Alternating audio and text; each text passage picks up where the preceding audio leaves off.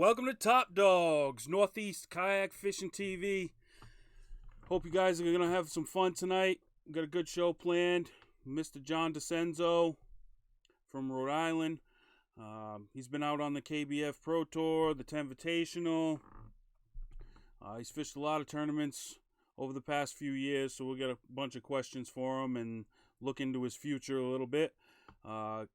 I've been a little slow with uploading to YouTube lately. I apologize for that, but I promise this weekend all last week's episodes will be all put up on YouTube.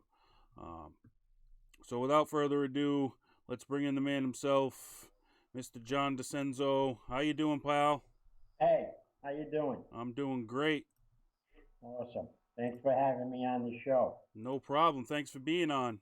Without guys like you out there, I wouldn't be able to do this. Well, appreciate that. So let's, I'm sure there's going to be some guys watching that don't really know anything about you. So let's just give them a little bit of background, where you're from, where you're raised, and how you got into fishing. Well, Rhode Island, born and bred. I fished my whole life. Started as a young boy. Didn't really get into tournament fishing till I'd say in my mid-20s. Fished some big boat tournaments. Got to kind of get away from tournament fishing. Always fished. I guess about 4 years ago, I entered the Big Bass Challenge out in Oklahoma. It was a nationwide event. I won that 2 years in a row. Then I signed out at New England Bassin, along with yourself, about 4 years ago. That was my first venture into tournament fishing, and that led to KBF and the trails and the Pro Tour, and it's been fun. But it's been I'm in my 5th season now, so I feel a little more comfortable. Yeah, definitely the experience helps. What inspired you about tournament fishing? Not kayaks in general, but like tournament fishing as a whole. What inspired you to go into that? I got too old to play softball. As soon as I hit, I was okay playing sports till I was, I guess, in about 50. But it was a slow run to second base after 50 years old. So I've always been competitive, wanted to play some kind of sport, and tournament fishing seemed like a natural fit. It was something I like to do. Moderate exercise with the pedaling, the paddling, but not, overly, I didn't have to worry about, pulling a muscle. That's great. That's great. Yeah, I'm starting to feel my age a little bit. I'm hitting 40 soon, so it's creeping up on me. Yeah, it's coming. Now, kayak fishing, what does it mean to you? I mean, as a whole, like besides the tournaments and all that, what does kayak fishing mean to you? Well, I mean, it's just a nice, peaceful day on the lake. Sometimes, wind and stuff. But you're in touch with the water. When you're sitting in that kayak and you're gliding through some lily pads or down a creek, I feel in touch with the surroundings a little bit more than zipping around in a John boat. And, I just think it's a better way to fish. Get to some places you can't get in a big boat, and it's just an all-around good experience. In nature, fishing, and meet some people out there, make some friends. Yeah, it's quiet, it's peaceful. That's what I enjoy the most. I mean, like you said, you can get to spots that bigger boats can't get to, and there's nobody riding a jet ski around you the whole day. That's really nice part of kayak fishing. You get to the spot anyway. Yeah, you gotta dodge them jet skis a little bit. yeah. You gotta weave in and out of them and look for all the sirens and shit going off. Now tell us about your setup, your kayak setup. I started with oh my God, I think it was It was a cheap little kayak. My very first kayak tournament, I flipped over and sank. Um, Rhode Island Kayak Bassin, I think they actually enacted a new rule about trolling motor mounts. Mine was a homemade rig. You know all about that. Yeah. Uh, and that's when I decided to seriously look at kayaks. Sit on tops, get out of a sit-in. If I was going to do this type of fishing, I wanted to be as safe as possible. And so I went out and bought a native Titan 10.5. Loved it. Still love it. Great kayak, but it was just a big machine to move around. Especially when you're traveling, you're without a trailer. I drive a Jeep. I had to pick it up and down. It was too heavy. So I'm working exclusively with Old Town Topwater. Absolutely love it. It's light. It's portable. It's an easy portage if I got to drag it, down a low creek. And it's nimble. And it takes the waves well. I remember that day we were out in Louisiana. Yeah. I was getting smashed on the shore there. It got a little scary, but it held its own. So I put it to the test that day. Oh, did we ever? Those were some rollers, man. Yeah. Nothing but big rocks behind us too. So Yeah. I was like, Gator infested water. uh-huh. Yeah. Oh, what were we thinking? I don't know. Well, we're still trying to fish, but we're trying. Yeah. Yeah. Obviously, we weren't thinking very well. No. Man, that was great. That was great, though. That was a good trip. Yeah, it was. Yeah. I stick to the basics on my kayak. I had a trolling motor on the Titan. I mean, it was great. I miss it. So I'm doing a lot more pedaling now on the top water. But I'm getting further up creeks. I'm getting into holes that I really couldn't go on with the trolling motor without, scaring the bejesus out of everything in there. So it has its plus and its minuses. What are you running for electronics? Helix 5. In my third year with it. I'm looking to upgrade pretty soon. I still don't know how to read a fish finder. I've been trying. I just don't have the time with all I got going on. I say that every year for like 10 years now. I primarily use it for depth contour changes and water temperature. Just beginning to learn how to, read and mark fish on it. I don't play with the settings and adjust it. I just kind of turn it on. Okay, the water temperature is this, the depth is that, and then I just read the contour of the lake and try and figure where them bats are going to be positioned at any given point in time. Yeah, learning electronics around here where we live it's difficult. We don't have the depth and the contours and the changes and stuff that they have in these southern bodies of water. I mean, all of our ponds are the same, steep banks and like 10 feet deep all the way across. There's really right. There's nothing to read with a fish finder around here.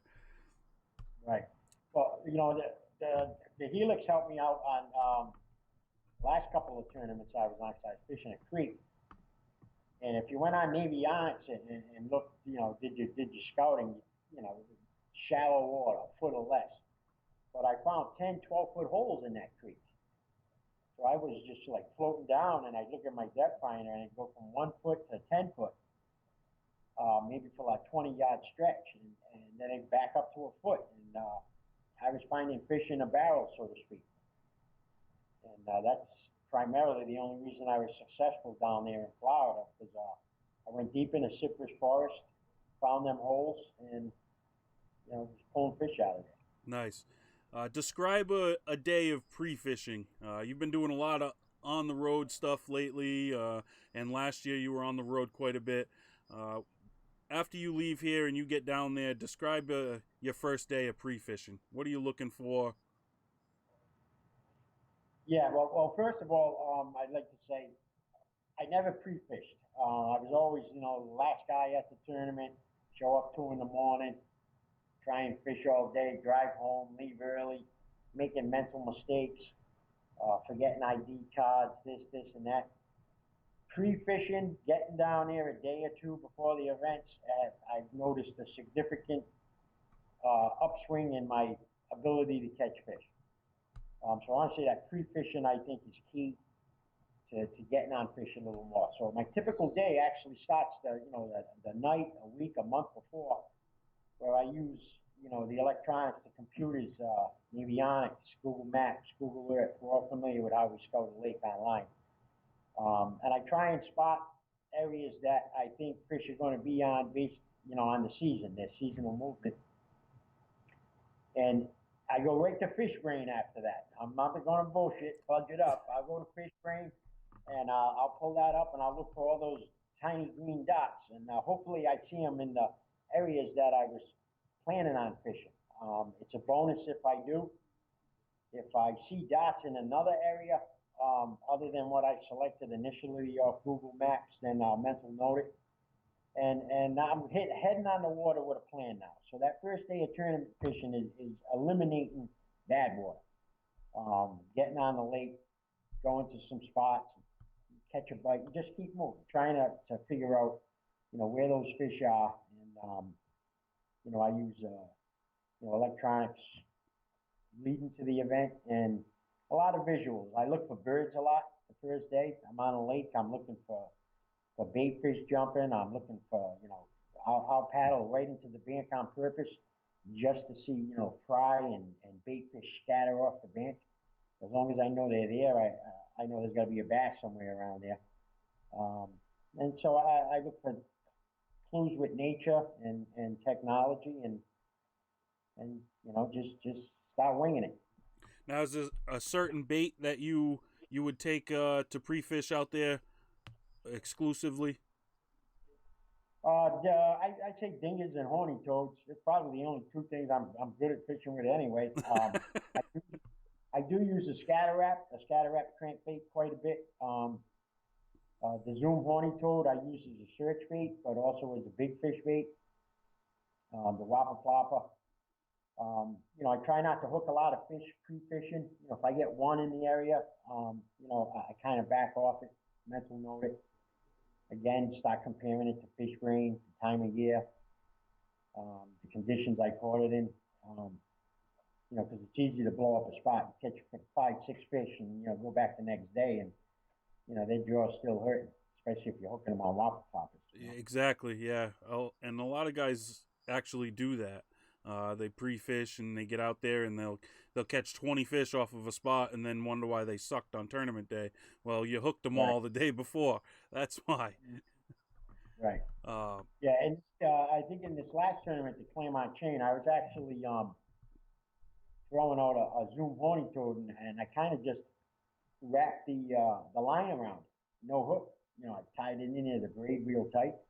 And I was just throwing it out there, and they were smacking the shit out of it, and but I had no hook on it. But so I didn't leave them with a sore mouth. I go back the next day and start wacky rigging, and they were still there biting. Break down the 10 Invitational. You were down there for what, a week before? I had got down there about 4 days before. My daughter lives down there, so it was an easy tournament for me to go to. The reason I went back to Claremont. My daughter lives right in between the two lakes, and it was a 20-25 minute commute. Home cooked meals. What the hell wouldn't go down, right? Right. So I pre-fished with my son-in-law. He's got a bass boat. We went out the first day, and we laid some big ones. I lost the biggest fish I think I would have had in my life to this day. He spit out a 13-inch fish while I was trying to get him in the boat. And, that fish knocked the hook right out. I was sick, but I didn't land him, so I didn't catch him. But I was hitting big fish that day, and that was on Toho. But it wasn't enough strikes. I mean, 2 fish all day, covered a lot of ground. The conditions were kind of poor that first day, so I hit Shingle Creek. I went up the creek the next day by myself in the kayak, and just found the mother lode. I mean, I pulled 74, 75 bass out of there in 3 days, a 20-incher, some 17s, 16s. It wasn't enough. Those guys out in Toho, I mean, those anglers that I was fishing against, they're all top notch. You know, kudos to them. Uh, you know, some of them have just got great sticks, and you know they'll catch fish in a puddle. Exactly. Um, Yep. but you know, so I was happy to come in ninth place. You know, I was competing. I was up and down from fourth to 12th. I ended up settling in ninth place, finishing the top 10.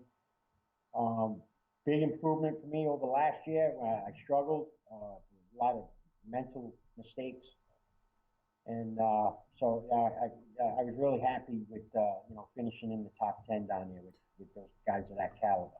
Now you say you struggled a lot last year, and I mean I know you pretty well, and we fish a lot together, and I've seen it struggle, and I've struggled myself.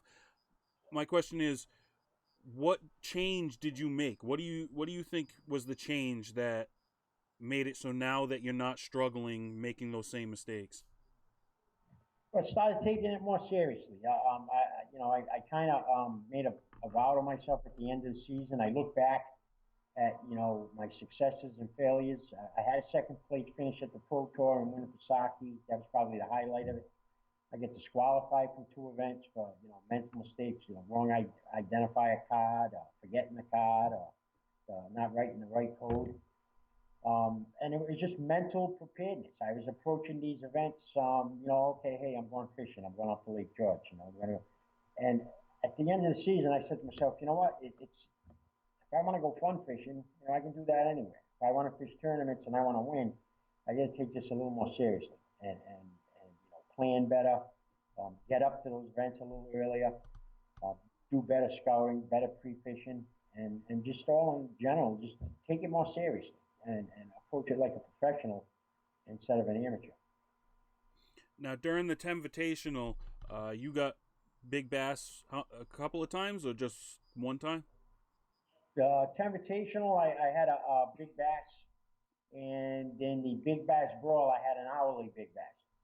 So there was twice I was able to get the money, you know, small amounts of money on those events, but you know, Hey, still, it's still some money. yeah, yeah, I'm not complaining at all. Just you know, the thrill of getting my name thrown around there, um, is really, you know, like I was saying on Facebook the other day, I'm happy as a pig in shit to get these cardboard checks back here. Yeah. Uh, Yeah. you know, there ain't no money on them, but they sure look good on the wall. So, you know, I'm pleased with the Yeah, result. man, it's still something to be proud of. Yeah, definitely. That would last longer than the money anyways. Oh yeah, I'm sure. Sorry. That's all right. Now the first pro stop of 2020, you went to Claremont Chain. Tell us what that was like. You know, it was a grind. It got really cold. That first, I pre-fished John's Lake the first day, laid into a couple 3 pounders. Felt really confident. Uh, you know where I was fishing. Next day, it was just horrible conditions. 35, 40 mile an hour winds. You know, those big lakes down there, those waves kick up pretty good. So I went back to Shingle Creek. I went back up the creek, and sure enough, they were there. I mean, I started catching them the same way I left them. Left them. So now I had to make a decision. You know, I knew I was going to get numbers of fish, but not necessarily big fish in there. But with the conditions, the cold front, I decided to go back to Shingle Creek. I also, at dinner the night before, decided to tell everybody I was going back to Shingle Creek. When I showed up the next day, there was 5 guys waiting for me at the ramp. So that first day, I think the second place finisher, the 10th place finisher, and the sixth place finisher of the event, we all fished in Shingle Creek during that cold front day, that worst day.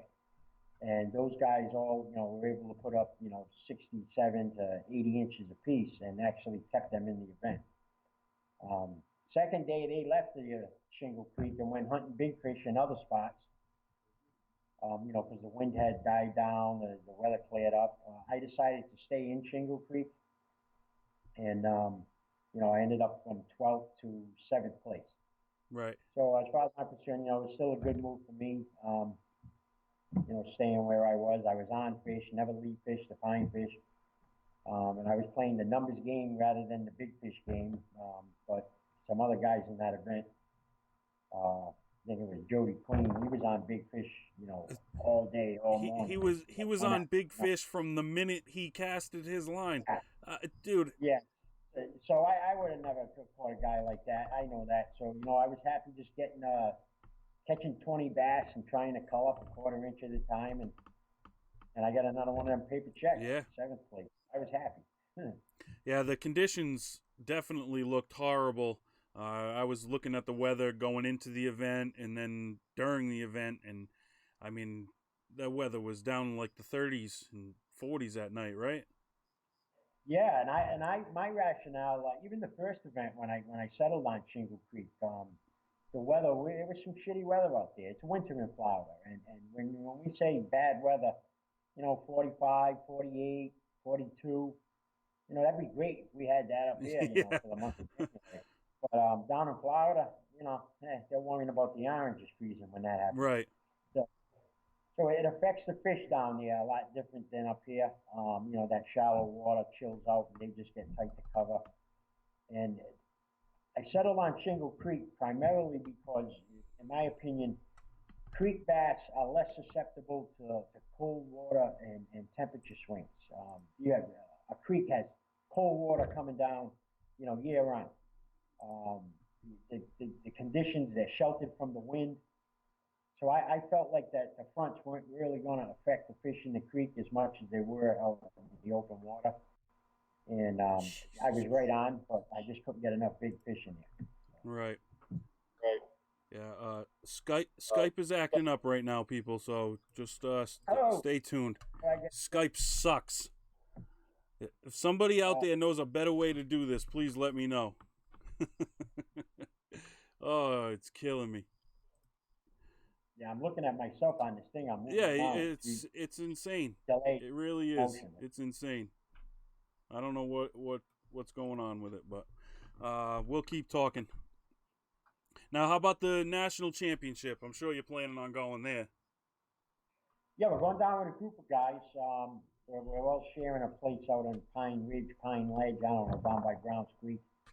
Um, I think Chris Petrucci, Ryan Bessel, Krasinowski, um, Dean Powers. If I miss, I don't know, I might be missing somebody else. And, we're all going down there. We're going to split the lodging, and yeah, I got a plan in place as to where I want to fish. I got 2 or 3 spots I want to check out, but I think I got it narrowed down to one. It's close to home base, close to um, the KBF headquarters, close to where I'm staying at. So, um, I'm hoping I get on fish when I get down there, when I pre-fish it. And if I don't, I got a couple spots I might go check out after that. Nice. I haven't narrowed it down yet. I've got about 15 spots on the list, and I have to really narrow it down. We're heading down there for a little over a week. So hopefully we can figure out a spot by then. Oh, I'm losing you. Goddamn Skype.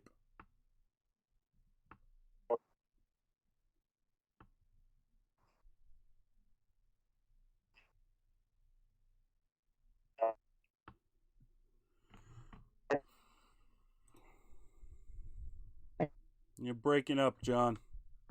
Might have to retry this call.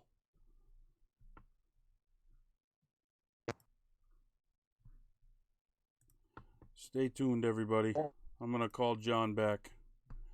Hopefully we can get this figured out.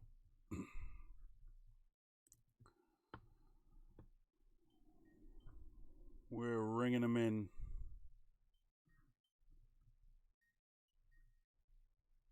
Skype sucks.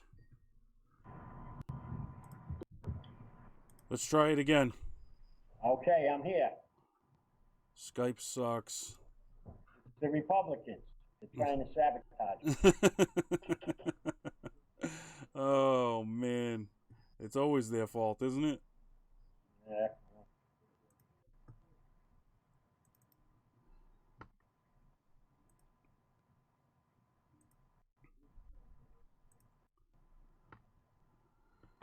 Oh man. Well, I still got your voice. I don't have your video, but I still got your voice. All right. Where did I don't know where I ended up. We were talking about the NC. Oh yeah. All those kayakers were driving around and floating around, and if you find fish, you better stay on them. Yeah, we did. And there's that new team thing going on. Chad Hoover introduced to KBF. I was, applauding them on it when we were down there in Claremont. Where we're going to be able to like just kind of make a team. You got to pay an extra, I don't know, $100 each, and Right. you got a shot at that. So I think me and Krasnowski discussed a little bit, maybe having a team Rhode Island, coming out of the house. Seeing we're all going down there, and see if anybody wants to. We all chip in an extra $100 a piece. I'm actually working on a sponsor, which I'm trying to get to put the bill for that whole thing, and I guess I could segue into the next part of the show, talking about sponsors. Right. Yeah. How about the Bass Nation Trail? Not the state one, but the national level. Are you doing any of those? Next year, I'm going to do them all. I retire next year in June. Nice. So it's going to, I get a little bit of money as soon as I go. So I figure, you know what, I'm going to take one shot at it. I'm going to do all the KBF trails, all the Bass Nation. Even thinking about some Hobie events. I'm just going to dedicate next year to, my last hurrah, so to speak. Make up break. Not that I won't tournament fish no more after that, but if I'm going to put in 100% effort, it's going to be next year, where I'm going to focus exclusively on, trying to make some money fishing and picking up some national sponsors and, getting that kind of stuff going. Well, how about the rest of 2020?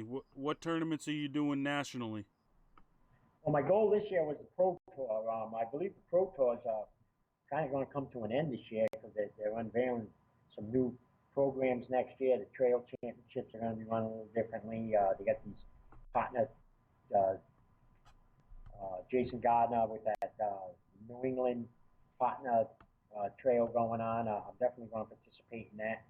But for the rest of this year, my goal was to, if you read the program description for the Pro Tour, your top two events and your score at the Pro Tour Championship will determine Pro Tour Angler of the Year. So my goal was to try and place high enough in these events, two events, where, if I got a lucky finish at the national championship, I can potentially, win that event or sneak away with Pro Tour Angler of the Year. Finishing in seventh at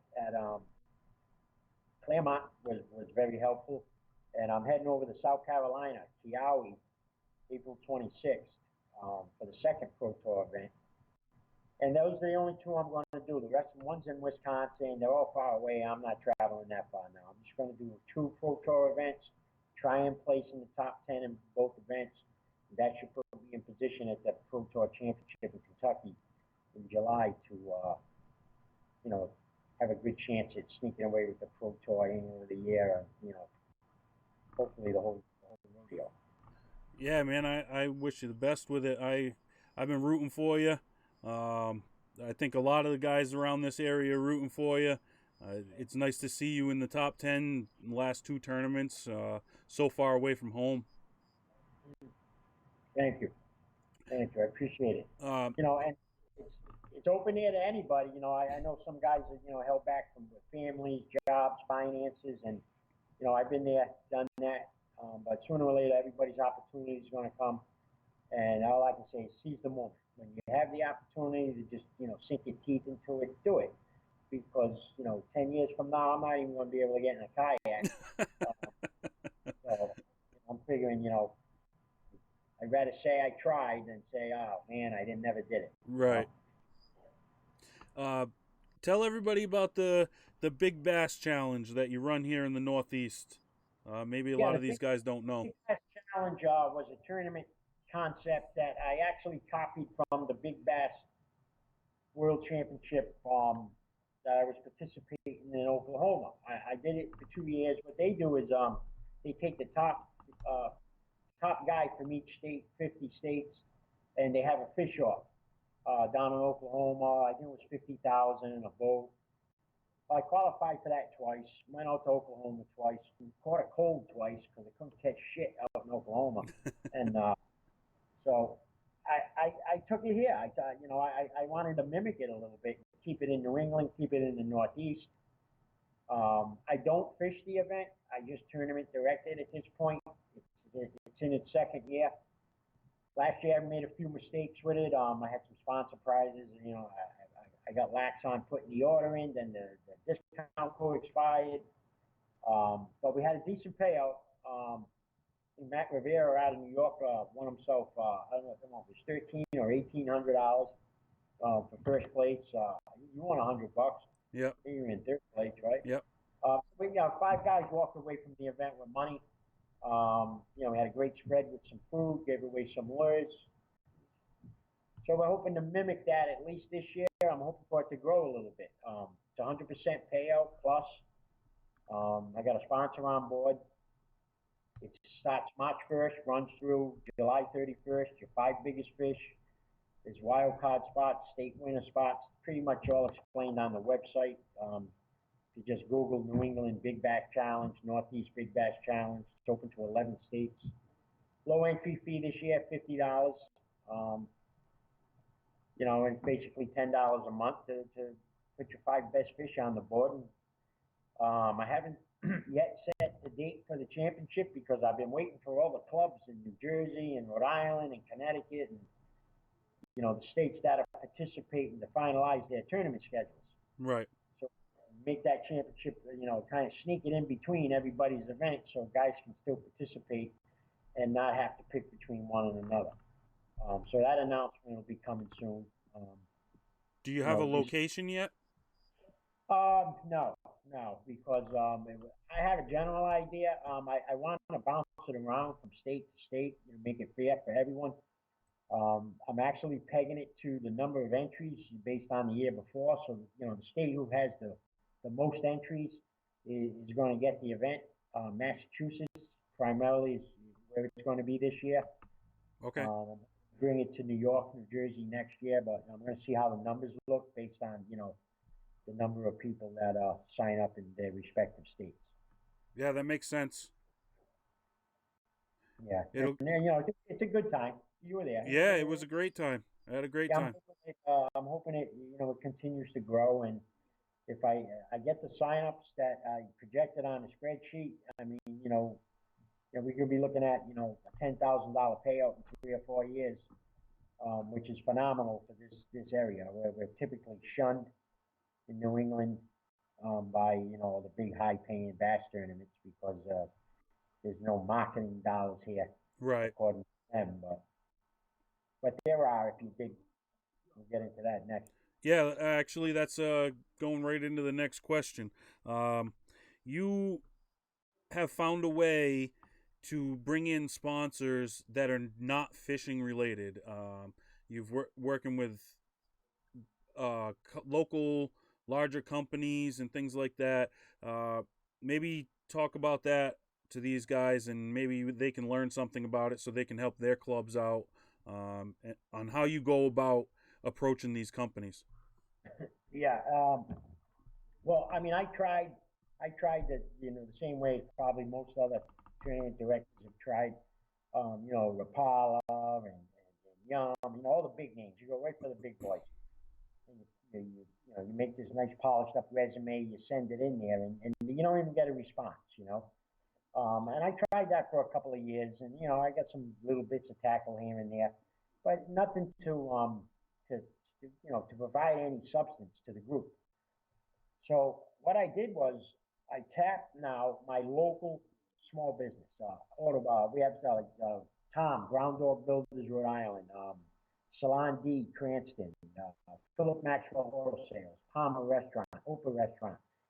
Big shout out to those folks for jumping on board with sponsorships. I put together a program basically mimicking Little League, softball, the same programs that bars and restaurants and auto body shops sponsored historically for years and years and years. I mean, When I was a kid, I played for a catering company that, or a Valley Boutique or a Cozy Caterers. So I decided to mimic that prototype that was already in place. And, I just, if I'm doing business with someone, I spin it out there. Hey, I'm in a fishing league and, we're looking for sponsors and, it's just like Little League. We don't put a plaque out in center field, but we'll plug you on social media. We're doing some community service-based events too this year. Cleanups at every lake.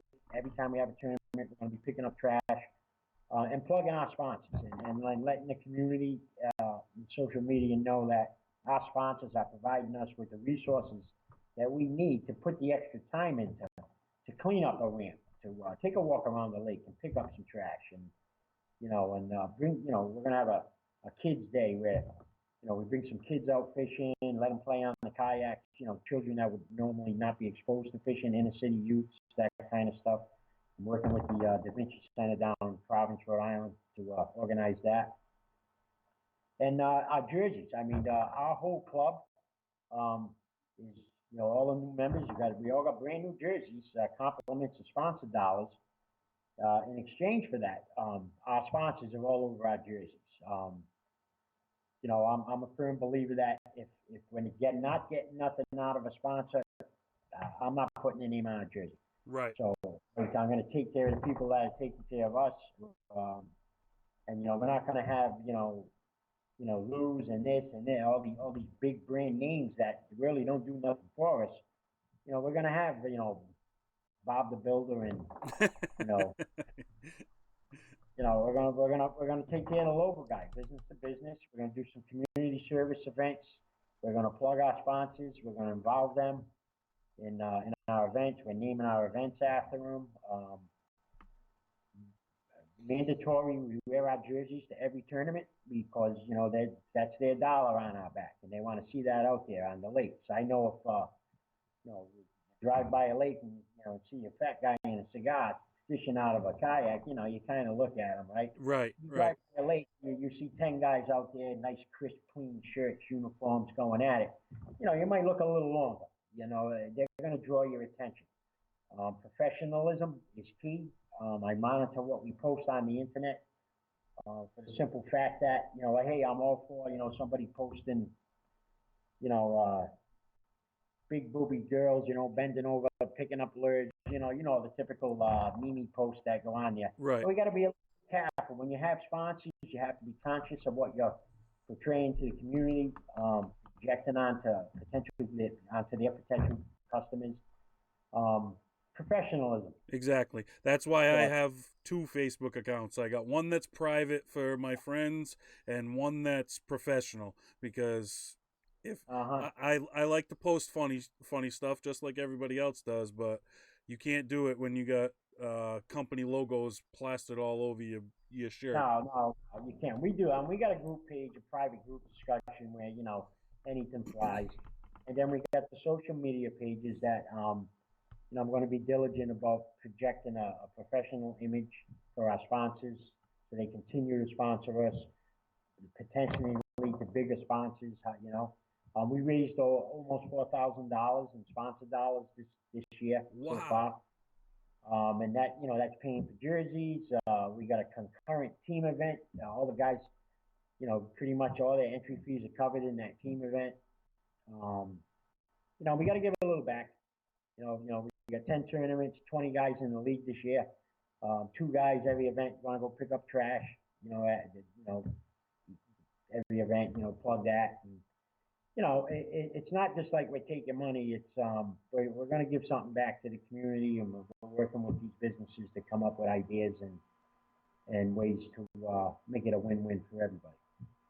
Now, do you? And my suggestion to other tournament directors would really be, start with somebody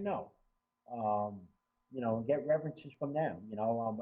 I put a program together where I ask for between $300 and $500 a sponsor, which is cheaper than what they're going to pay to advertise, in the local newspaper or $300. I get really, that's it, and I'm like, yeah, that's it. Maybe, and I leave thinking maybe I should be asking for more, but but 3 to 500 seems to be the magic number for me. I promise some social media, community service involvement, jersey logos, and it's working. It's just, we got 8 sponsors to date. I'm trying to pick up 2 more. Um, and it's just really provided our club with extra um, funds and resources that we need to do things that we couldn't do before. Now, did you make up like some kind of a pamphlet or contract type thing that you present to them, or you just Yeah, walk in and yeah, yeah, I did. I don't know. Well, we didn't get no camera, so I can't show it to you. right? But it's basically, I got, Rhode Island Small Boat Kayak Division 2020 sponsorship information packet. And it's starts off with our organizational history, our group goals, marketing, how sponsorship benefits you, social media and print web advertising, and then sponsorship donation levels. And I forgot to mention, we're going to have banners made and signs and stickers we're going to be hanging that banner up with all these local logos. In New England Bassin, we're fortunate enough to have a lot of national and regional sponsors as well. Um, Jamie Grab did a great job where we get some fabulous discounts and on tackle, on lures, and even the jerseys we're buying we got at a great discount thanks to Sublime Imaging. But and we'll mix some of those national sponsors on our jersey as well. But our focus is on the guy next door. Right. The people in the community, the people who like what we're doing. It's a league. It's just like playing softball. Right. Just like playing bocce. Every Wednesday night with a bunch of guys. Only we're a bunch of guys getting together and going fishing, and there's no embarrassment in asking for money. You're advertising for them. Every one of us is a walking billboard on them kayaks. Right. You're not really asking for money. You're pretty much selling advertisement. Correct. Plugging the jerseys, the banners, the social media. So you can look at it like that. It's definitely an expense, write-off. It's an expense that a business can write off. And another reason I kept it under 600, 300 to 500, for tax purposes. You start getting thousands of dollars from people. Right. Uncle Sam ain't too far behind. Exactly. So keep it under the radar, go low key, local businesses, and it's just a win-win for everybody. Right. Now I have to ask, was it you that came up with this, or was that wonderful woman that you got by your side that came up with the idea? Of what? With the whole sponsorship deal. Oh no, it's me. I've been plugging away at it for a couple of years. No, it was I don't know. I don't know if I have a knack for it. I was in sales years ago, and the union job I have, I deal with a lot of different people and personalities. I'm a steward on a job, so I'm always selling the union or selling the guy who just effed up, trying to keep him on the job. So, I guess I got a knack for, Right. and I'm an honest guy. I'm not out to take money. Every dollar that comes out of the sponsor pot goes back into this group. I could have easily went out, got the sponsors, paid my way for the rest of the year, my own tournaments, had my own agenda, but I decided that it's a group thing. I'm going to keep it in the group.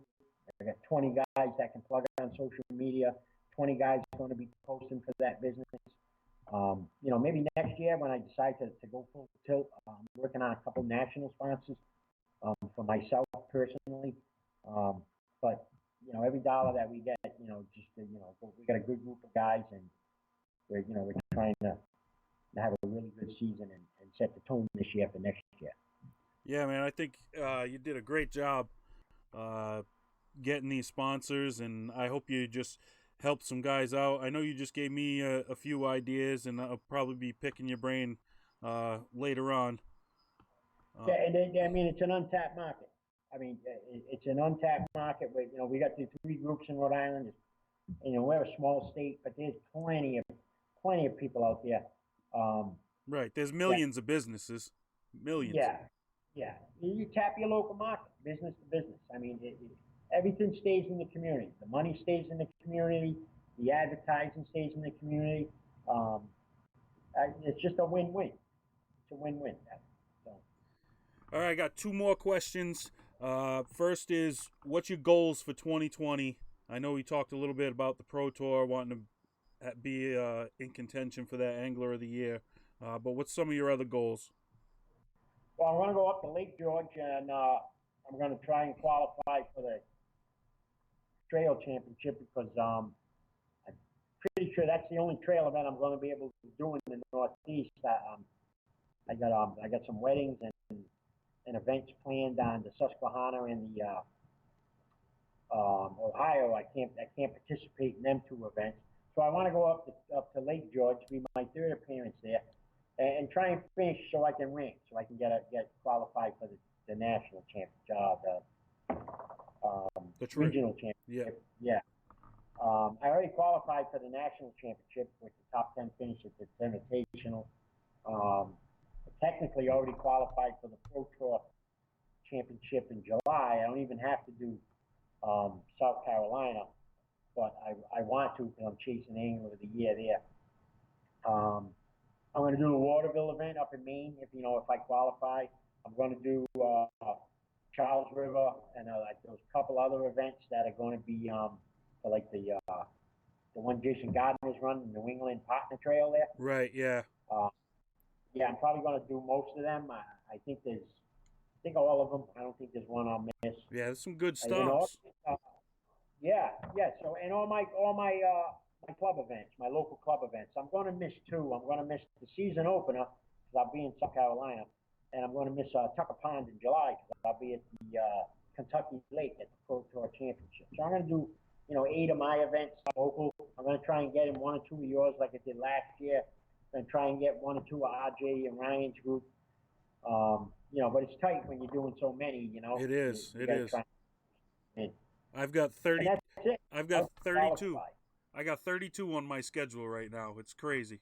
Right, and that's probably not counting October when you get once you start qualifying for this and that in October, you got to throw them in the mix too. Yep, it's crazy. So that's my goal for this year. Just finish out the Pro Tour, hopefully qualify for this and that, and take a run of some money down the stretch. Right. And last question: top 5 anglers of all time. Can be anybody. Doesn't have to be a pro. Oh, gee. Well, I don't follow bass. I get the magazine. I get the FLW magazines, and I don't really follow it that much. Where I'd say Kevin Van Dam, Jimmy Houston. My favorite all time would be Doug Henning, big bass man. Doug Henning. I don't know if you guys remember. Yeah, you don't hear that name often. No, my age is coming up. Larry Nixon, all these younger guys I haven't really kept up to speed with, but on a national level, I'd say those guys there. Locally, this region, you can't get the hats off to Ken Wood. I mean, he's gruff. He says it like it is. He rubs you the wrong way sometimes, right? And but he's a good guy, and he's got a stick, and he wins, and that's the end of it. Derek Brundell come out of nowhere, just like exploded on the scene. Not a great kayak angler. Probably the most underrated, John Ferrara. I mean, absolutely. I agree with you 100%. He's right behind everybody, and he's just missing it. But he's probably the most underrated. And I guess I'm being partial to like Massachusetts and Rhode Island here, but those 3 guys jump out at me as the guys to beat in New England. Not knocking anyone else out here. I'm not trying to offend anybody, but there's a bunch of good sticks, man. Bunch of good sticks. Yeah, we all got our day. We all have our day, but those 3 guys there are consistent, and they're the guys to knock off the tree branch. I mean, if you want to sit up there like an eagle, those guys got to go. Yeah, exactly. All right, John, I want to thank you for coming on. I'm going to give you the opportunity to thank anybody you want to thank, and then we'll end this call and go on with our nightly routine. You know, my local sponsors, Brown Dog Builders, Tom, thank you very much. Philip Maxwell Auto Body, Salon D, Beauty Salon, Palmer Restaurant, Opa Restaurant. You know, I'm drawing a blank on most of them. Chad Hoover for taking kayak fishing to where it is. You know, he just opened the doors to so many avenues for guys like us to fish with in kayaks. New England Bassin, you know, got its good, got its bad, but hey, man, 6 years strong. We got a great group of guys, and you know, it's a great group to be fishing with. Your group, your guys in your group, RJ's group, all you guys fish with all of you, and you know, it's just great seeing you guys on the water. Same here, John. I hope you guys have a good rest of your night, and I'll be talking to you soon. Okay. All So I got half a show in, right? At least I got some FaceTime for like half the show. Yeah, Like you got a little bit of exposure for a little a while. radio show now. We're gonna. You got to put Northeast Kayak Fishing Radio. Yeah, it's gonna end up being radio if Skype can't get their head out of their ass. Like a talk show. Yeah. I'm on WPRO over here. Thanks for coming All on, right, John. have a good night. You too. All right, guys. Mr. John Dicenzo. Sorry about the technical difficulties. Every once in a while we have these episodes where Skype doesn't want to work right. If anybody has any suggestions on another program that can work with this Facebook Live and all that, I greatly appreciate you letting me know. Thanks for watching. That was Top Dogs with John Dicenzo. I wish him the best of luck in 2020. He's really going all in, and then, like he said, he's retiring next year and really going all in. He's either going to make it or break it. So good luck to him out there. Tomorrow night, we got guys from Granite State Kayak Anglers. Sean Roche's the director, and we're going to have their Angler of the Year. We'll also be with him at his house for the same episode. And we'll be talking to them tomorrow night. I would say that group is probably the oldest group in the area. They were the first kayak club in the area, I believe, in the Northeast. I can't find any other group that has been around as long as they have. So it'll be interesting to talk to them on where it all started and how it's grown and how they feel about how it's grown. Get the old school look at the kayak fishing thing. So we'll see you guys tomorrow night, 9 o'clock for Friday Night Spotlight. Tight lines, good times. See you next time.